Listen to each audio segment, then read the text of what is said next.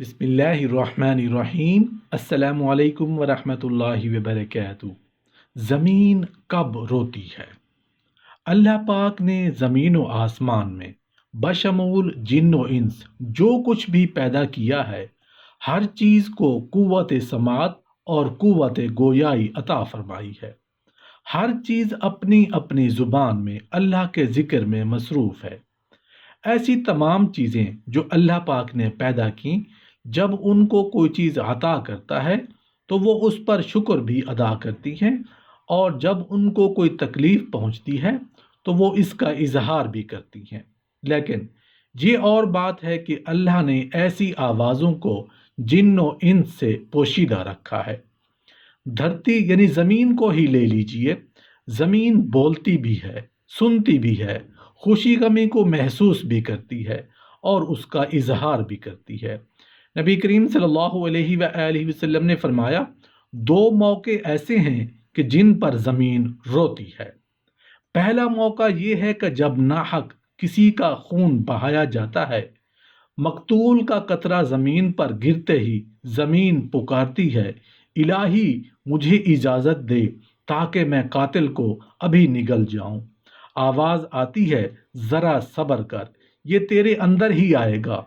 دوسرا موقع یہ ہے کہ جب زانی زنا کا ارتکاب کرنے کے بعد غسل کرتا ہے تو پانی کا پہلا قطرہ جب زمین پر گرتا ہے تو زمین زاروں قطار روتی ہوئی کہتی ہے، الہی مجھے اجازت دے تاکہ اسے میں نگل لوں۔ آواز آتی ہے، تھوڑی دیر صبر کر، یہ تیرے پاس ہی آئے گا۔ زناکاری ایک بدترین لعنت، کمینگی اور ذلت اور پستی کی علامت، بہیمانہ فعل اور جرم شنیع ہے۔ اس کا مرتکب وہی شخص ہوگا جس کے دل میں خوف خدا، عذاب آخرت کا ڈر، آیات قرآنیہ اور احادیث نبویہ کا پاس ہونا، اپنوں اور غیروں میں اپنی ذلت اور رسوائی کا اندیشہ ہو، اور وہ نہایت ہی بے غیرت، بے شرم اور بے حمیت جس کی انسانیت حیوانیت سے مغلوب ہو چکی ہو، اس جرم شنیع اور حرکت قبیحہ کے ارتکاب کا مجرم ہو سکتا ہے۔ قرآن کریم نے تو زنا تو کیا اس کے قریب جانے سے بھی منع فرمایا۔ بدکاری کے پاس نہ جاؤ، بے شک وہ بے حیائی ہے اور بہت ہی بری راہ ہے۔ یعنی زنا خود بھی کبھی اور دوسرے مفاسد کے اعتبار سے کبھی تر اور ہزار بار لائق مذمت ہے۔ افراد کی روحانی پاکیزگی اور اخلاقی طہارت کے بھی منافی ہے۔ روحانیت کے چہرے پر ایک بدنما داغ اور جسمانی معاشرتی مضرتوں کے لحاظ سے بھی قابل نفرت ہے۔ حضرت ابو ہریرہ رضی اللہ عنہ سے روایت ہے کہ حضور اقدس صلی اللہ علیہ وآلہ وسلم نے ارشاد فرمایا، جو عورت کسی قوم میں اس کو داخل کر دے جو اس قوم سے نہ ہو، یعنی زنا کرایا اور اس سے اولاد ہوئی، تو اسے اللہ عز و جل کی رحمت کا حصہ نہیں ملے گا اور اللہ تعالیٰ اسے جنت میں داخل نہیں فرمائے گا۔ حضرت عبداللہ بن عباس رضی اللہ عنہ سے روایت ہے کہ رسول کریم صلی اللہ علیہ وآلہ وسلم نے ارشاد فرمایا، جس بستی میں زنا اور سود ظاہر ہو جائے تو انہوں نے اپنے لیے اللہ عز و جل کے عذاب کو حلال کر لیا۔ حضرت عمرو بن عاص رضی اللہ عنہ سے روایت ہے کہ نبی اکرم صلی اللہ علیہ وآلہ وسلم نے ارشاد فرمایا، جس قوم میں زنا ظاہر ہوگا وہ قحط میں گرفتار ہوگی، اور جس قوم میں رشوت کا ظہور ہوگا وہ رعب میں گرفتار ہوگی۔ حضرت بریدہ رضی اللہ عنہ سے روایت ہے کہ سرکار دو عالم صلی اللہ علیہ وآلہ وسلم نے ارشاد فرمایا، ساتوں آسمان اور ساتوں زمینیں بوڑھے زانی پر لعنت کرتی ہیں، اور زانیوں کی شرم گاہ کی بدبو جہنم والوں کو ایذا دے گی۔ نبی کریم صلی اللہ علیہ وآلہ وسلم نے فرمایا، زنا سے 6 باتیں ظہور پذیر ہوتی ہیں، 3 دنیا میں، 3 آخرت میں۔ دنیا میں زانی کا چہرہ سیاہ ہو جائے گا، اس کے رزق میں تنگی آئے گی اور عمر سے برکت نکل جائے گی۔ آخرت میں اللہ تعالیٰ کی ناراضگی میں گرفتار ہوگا، حساب میں سختی دیکھے گا، عرصہ دراز تک دوزخ میں رہے گا، بشرطے کہ ایماندار ہو، ورنہ ہمیشہ ہمیشہ اس کا ٹھکانہ دوزخ ہوگا۔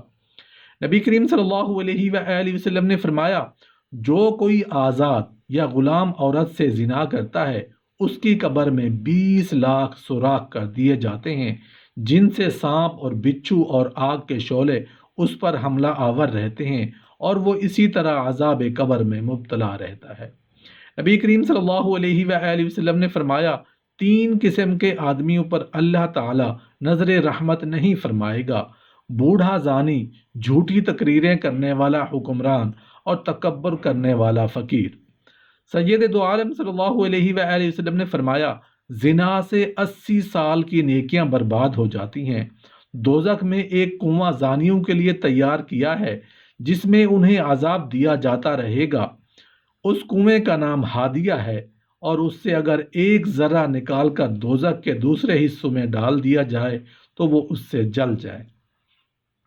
کسی انسان کا قتل کرنا کتنا بڑا اور کبھی عمل ہے۔ احادیث سن لیجئے۔ حضرت ابو سعید خدری اور حضرت ابو ہریرہ رضی اللہ عنہ سے روایت ہے کہ حضور نبی اکرم صلی اللہ علیہ وآلہ وسلم نے مومن کے قاتل کی سزا جہنم بیان کرتے ہوئے ارشاد فرمایا، اگر تمام آسمان و زمین والے کسی ایک مومن کے قتل میں شریک ہو جائیں تب بھی یقیناً اللہ تعالیٰ ان سب کو جہنم میں جھونک دے گا۔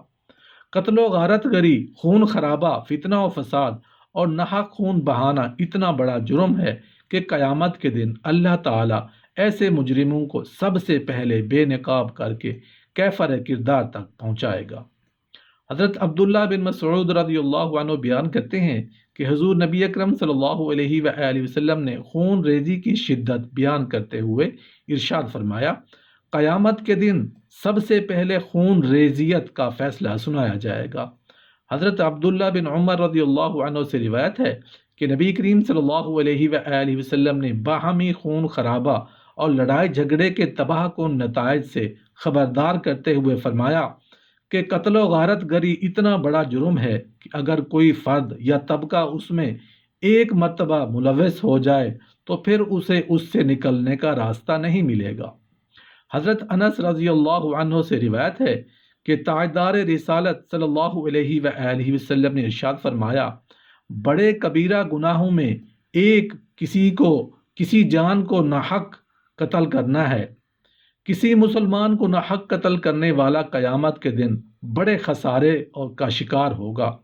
حضرت ابو بکر صدیق رضی اللہ عنہ سے روایت ہے کہ نبی کریم صلی اللہ علیہ وآلہ وسلم نے ارشاد فرمایا، اگر زمین و آسمان والے کسی مسلمان کے قتل پر جمع ہو جائیں تو اللہ تعالیٰ سب کو اوندھے منہ جہنم میں ڈال دے گا۔ اللہ پاک ہم سب کو اعمال صالحہ کرنے کی توفیق عطا فرمائے، آمین یا رب العالمین۔